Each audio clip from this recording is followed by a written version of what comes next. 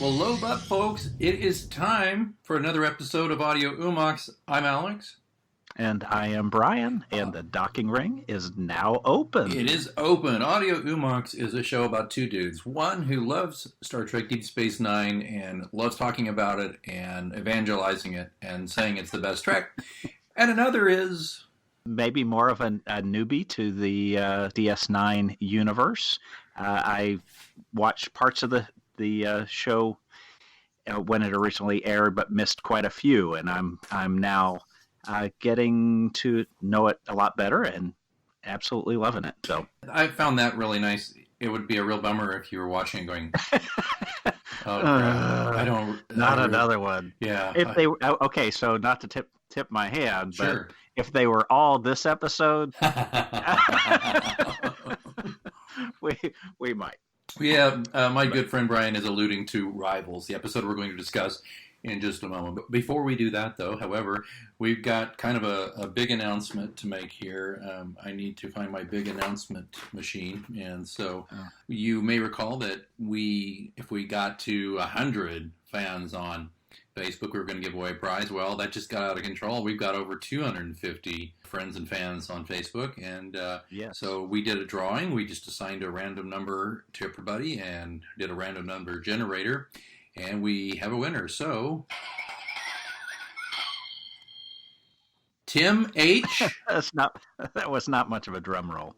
It really wasn't. Oh no, not again. I hate that thing. Tim H. Not the rim shot. Of Sanford, Florida. Congrats on winning this Suitable for Framing, and it should be in our show notes and on the Facebook page. Suitable for Framing photo of Quark, our mascot for the show, basically. Our namesake. Coming from the collection, the private collection of Mr. Brian's archive. Yes. So it was a find from an old Trek convention from many years ago that was a giveaway, and apparently the owner was unwilling to wait in line to get Armin Shimmerman's autograph, but was happy with the publicity photo. So we did the honors and signed it ourselves, and we hope that you will enjoy it in good health. So, we hope if you do frame it and put it in your special place that you'll take a picture, post it there, Tim. It's coming your way, or it should be by the time you're listening to this. You should have it by now. But it was a pleasure to sign it, and yet we've completely devalued the value of it that it might have had. It's an official Paramount Pictures publicity photo. Either that, or maybe it's not. It might have been one that Armin bought just to go sell his autograph to. You know what I mean? Right. But who cares? It definitely did come via a convention, and we've, like I said, ruined it by signing it ourselves. But hey, we never promised you that these were going to be valuable prizes. But guess what? Right. We're going to try to do one of these every few months. I don't know. We've got some other items that we're excited to get rid of. To give away. So just definitely keep it right here on the Hoo-Mons show to find out about our next one. And don't forget, please, Audio Hoo-Mons on Facebook. That's the place for, more than daily updates on news, views. Yeah, birthdays, just some inside story stuff, some archival photos, and those are just fantastic. Yeah. There was one from the original series that it's just a lot of fun. I certainly enjoy going over there and just checking things out. So I hope you all do as well. And as always, invite your friends. Invite your friends. Invite two friends. Share it. Invite two friends. And obviously invite friends to download the podcast as well. And also, one last thing, feel free, if you feel led, to send any of your cast-off merchandise. We won't hoard it. We're not trying to build No. Some sort of Trek museum of cast-offs. What we will do is use them as merch gifts to our friends. Yeah, we'll recycle it to you. And it's simple. You can send that care of the home office to our P.O. box like our good friend Mike Finney did. Finney. He sent us a copy of the novelization of Star Trek III, The Search for Spock. you can send that to care of our PR firm, AGPR, P.O. Box 902119, Kansas City, Missouri, 64190. And that address is on the Facebook page. Just look in the About section and you'll find it. So, and you don't even have to tell us it's on the way. Just ship it. We check that box a couple or 3 times a week at the least. So that'll be fun. So please do that. Don't forget also, we do have every episode now simulcast, I guess that's the way to put it, on YouTube, on our YouTube channel. And I'll try to remember to stick the YouTube channel link into the show notes for this show. But if you can't find it, just Google Audio Hoo-Mons Podcast on YouTube, or you will also find it in the news feed here and there for the Facebook page. So what are we on? How many platforms now? We're on Facebook, we're on Twitter, we're on YouTube, and then the podcast is syndicated to 8 or 10 different podcatchers and all sorts of stuff. I think SoundCloud's the one we're not big time on because we'd have to pay extra to do that, which leads me to one last bit of housekeeping. If you would like to donate to the show, there are links pinned to the top of the Twitter page at Hoo-Mons Podcast. It's a link to where you can we'll rattle the tip jar at Quarks. You can put in $1, anything from $1 on up, and just know that it goes through our PR agency's account, but we get the money, and what we use the money for is to promote the show and do some surprises. So, enough about that. Yep. Brian has some big news, though, about probably the biggest Deep Space Nine news in 20 years. So go for it, man. So this will be the last episode before the airing of What We Left Behind. That will be, so if you're listening to this, it's now May the 8th. So it's less than a week away. We will be there. Live and in person. Live and in person. And both of us will try to make ourselves easy to find. So in a couple ways. One, we will create events for both locations. So if you want to join the event, please do so, and that'll give us a heads up to keep our eyes peeled for you. Make sure that that we find you. We'd love to meet you, shake your hand. Thank you for listening. And if you are willing, we'd love to get your impressions of the documentary, just a little, 30 seconds or a minute of what you thought, your initial impressions of the show. Right. And just should add that, I don't know if we caught that in the beginning, but you'll be in the suburbs of Chicago. Correct. And I'll be in the suburbs of Kansas City. So we will. Yes. When Brian said we'll post events on the Facebook page, there'll be a Facebook event, one for his location and one for mine, so you know exactly where we'll be. And we would love it if you're definitely going and you bought your tickets like we have. Just let us know you're going.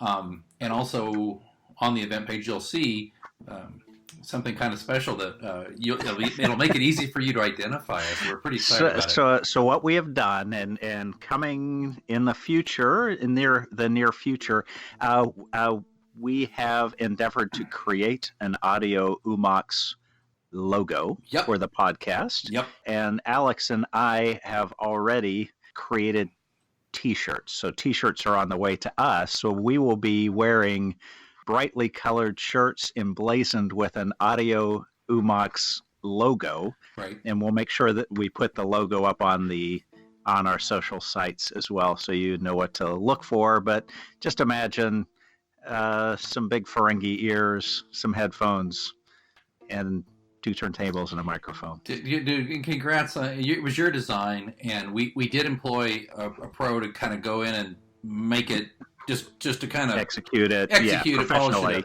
But I mean, yeah. But Brian's great with the concepts. That's what you do for a living, is you conceptualize things, and then you hand it over to designers who make it sing. And we have a great designer. His name's Jason. He's not a big trekker really, but he's a great guy, and he kind of made it happen. So you're probably thinking, oh, I see. Those are Ipswich clams. No, I'm sorry, wrong movie. You're probably saying, well, how can I get my piece of the Hoo-Mons? That's right. Well, when will my ears, my lobes be rubbed? Stroke those lobes. Tell you what we're going to do. We will put up a link to some merch that is available from one location. Only place you can find it for now. We're going to probably add like a complete store and everything when we do our website. Oops, did I mention we were going to do a website down the road? We probably are. But until then, we've got an online store where you can get a variety of shirts designed for men or women. You got long sleeve, short sleeve. You got premium tees. You got the kind of the cheaper tees. Anyway, you stickers, phone cases, those little drawstring bags you can take to the gym. We're doing it up. So we're going to have a link here on the Facebook page to the show for that. And if you want to go peruse and understand something, we have to, of course, give a cut to the website that does it. What profits that we get over and above whatever purchase you make go right back into the show. All right. And who would not want to be styling with this? And I'll give you a little hint, by the way. If you get this, you get some merch with the logo. And it doesn't have to be a t-shirt. It can be something else, whatever the merch is that you like. And we're thinking about down the road having a contest where, like, whoever this month posted on the Facebook page, let's say the furthest away from United States or the most far-flung picture, or even better, you're wearing some of this gear and you meet somebody from the official famous Star Trek universe. You know, we're going to figure out some fun guidelines for posting the pics and rewarding folks for telling everybody that you're loud and proud when it comes to the lobes. So stay tuned for that. And here we go again, Brian. Just like our last episode, we're going on and on about housekeeping stuff, and we're not talking about the dang show. Yeah. So one last housekeeping. The Tricania. What you got? I just have one. I have to teach a class in the morning. Every so often I lecture about what I do for a living, and it's not what I do for a living, but I lecture about it. Anyway, so I have to not be hungover. That would help, and not look like I've been run through the ringer. So I'm having one perfect martini. I made it myself. It's just a lovely martini, about 5 ounces of just liquid gold. It's beautiful. I'm loving it. What are you drinking there, buddy? Nice. I've got a 15-year Dewar's blended Scotch whiskey. Just enjoying that on the rocks. I like it. It's simple. You know, after a long day's work, sometimes I don't like having to fight with a drink to make it. And I can be that way too. I'm with you. I think what was the last week we didn't even talk, Tranya. I don't know if we I wasn't even drinking. I think I had an iced tea or something. I think I had like one little wee dram of scotch or something, but I wasn't feeling it. Right. You know, that's okay. By the way, just so you all know, we're not lushes. We don't drink all the time. But we like to lube up before we lobe up. So exactly. All right. So I think that's it. You know, folks, if you're a long-time listener, you know very well that if you didn't hear it or you heard it and you didn't write it down, you can run this back, or very simply, you can look in the show notes, and if it's still not there, between the show notes, between Twitter and the Facebook page in particular, you should be able to find everything you need to know. And if you don't find it and you're still looking and you're frustrated, it's like, I want to buy a t-shirt, but I missed the link. Where is it? Email us. You can see, he reads my mind. You can just do one last thing, and that's audioumox@gmail.com. Just send us an email. I'm kind of waiting. We don't get a lot of email there. It's like crickets there, you know. audioumox@gmail.com. And you know, if you just want to email and say hi, we'll say hi back. Please do. Or send a little audio or greeting or anything like that. Take your phone and record a memo, and then just, you know, that'd be so great. It's like, hey, this is Mike from Columbia, Illinois. I'm just wanting to say I love Audio Umox. I lobe up every week, every Thursday, and then just fire that off to us via the Gmail, and we'll put it on the show. Right. Very good. So, my friend, let's jump into this episode. Yeah. And as I mentioned before, not terribly excited about Rivals. Yeah. It's a story, a grifter type, apparently from a semi-empathic the Elorians race, like Guinan, that are able to get people to share information that they wouldn't share with anyone else, is on the station. Right. So we start with them at, I believe it was at Quark's. They had a little private table, so I wasn't sure if it was at Quark's or at the Replimat. This elderly woman is dishing to this Elorian gentleman about how she's got a potential retirement plan. She's got some information about a mining concern in a asteroid belt.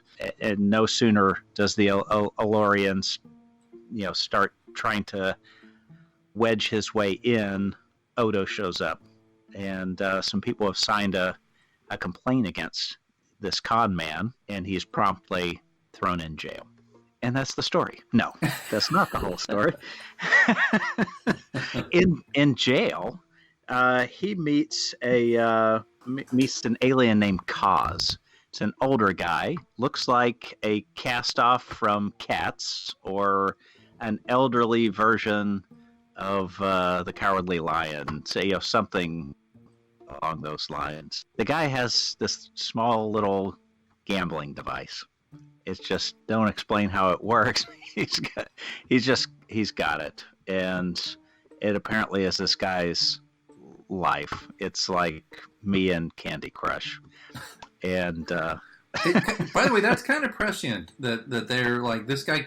He's basically the dopamine hit from hoping to get lucky, and that's very much like a metaphor with smartphones now. But I mean, they had no idea smartphones were coming at this point. Oh right? No, absolutely not. But he's got this little small device. You know what it reminded me of? Not the lights, but it reminded me of everlasting gobstoppers from the original Willy Wonka and the Chocolate Factory. Because they were really strange looking. Yeah, just odd shape, couple things sticking out of them. I by the way, I found this design terrible, atrocious, not interesting. I don't know if they were trying to go for kind of a bioelectronic look to it or what, but to me it's just like it's a melted pine cone with lights in it. I don't like it. What are the things that like Pikachu is in? What are those balls called? Or Dragon Ball Z, or where you have the little, I think it was Dragon Ball Z. Anyway, I'm not into that. You're speaking a language I do not comprehend. I'm sorry. And the only reason I'm talking about it is because not much here to the episode. So this guy dies in the jail cell with in the jail cell. Mazur or whatever. Who is it? Is it Mazur? Yeah. Or Matur? What are we going by? His first or his last name? Mazur. Let's just call him Mazur, right? Mazur. Played by Chris Sarandon, an actor that I actually like a lot. But let's go ahead and keep going. Yeah. We'll talk about him in a little while. Okay, so anyway, he gets a hold of this thing as they take the dead guy out, and he wins right at first, and then everything starts going his way, and he almost immediately becomes Quark's rival because someone's closing something on the promenade shop, and he uses his con manny abilities, and he opens a rival gambling facility to Quark's, making 4 giant versions of this gambling. Just replicated it, made it bigger. Right? Yeah. Right. Or he rubbed it. And anyway, so from there things just start going crazy. People are either incredibly lucky or incredibly unlucky, right. and things are spinning out of control. But one of those perfect examples is Miles has created, I'm assuming it's a holosuite, but it may be he may have actually built it from scratch. Builds a Is it racquetball? Updated racquetball court. Yeah, so it's a different version of racquetball. They increase the complexity by adding, instead of just having, five walls, you have a bunch of different 45-degree angles to increase the complexity. And he's excited to get started on it, and then who walks in but skinny Silver Surfer dude, Bashir. Yeah. And this is, mind you, before Miles does not like Julian at this point. Yeah, he's okay with him, but he doesn't like him. I mean, he tolerates him. He does not like him, though. I mean, let's be clear here. Yeah, they're work associates. Yeah, and we've all been around that one, right? Where, sure. Whether you're a Miles or you're a Julian, you've undoubtedly come across somebody who's your opposite number at work who you would just prefer never to see anywhere but work. Yes. And Miles, he's in his grubby sweat outfit. he's just wanting to let off some steam. Right. Here comes this guy who was he was like the college champion. Right. He was, at the academy. At the academy, and he's got his 4,000-year-old stretching technique, and he's ready to dive in and really get serious. Where anyway, it doesn't go well for Miles, and it's not a good look for Bashir. And he goes home, and he's. Pardon? It's not a good look for Bashir. When I think, although he was kind of stuck. It's you don't want to not play your hardest. Right. You don't want to throw the game. Right. Because then he'll invariably figure it out. Sure. And you don't want to. And then you don't want to just mop the floor with them either. So striking that balance. Well, and I have to ask you something. Can we stop for a second here? Because where we are, second season. Look, as I say before, if you've not seen this 25-year-old show and you're listening to this podcast and you're mad because I spoiled something, I'm so sorry. You need to go watch the show. I will wait. Here, go ahead and go watch it. We'll wait. Finish.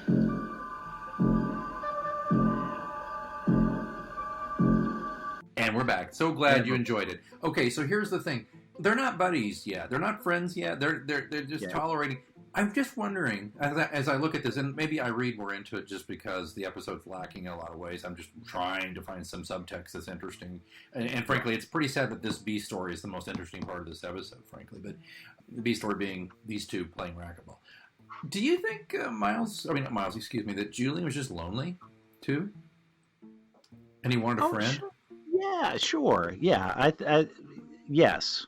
I mean, that would explain a lot of his relationship with Garrick. Of course, there's the intrigue there, but certainly he enjoys the conversation. And without it, all he can do is pine for Dax.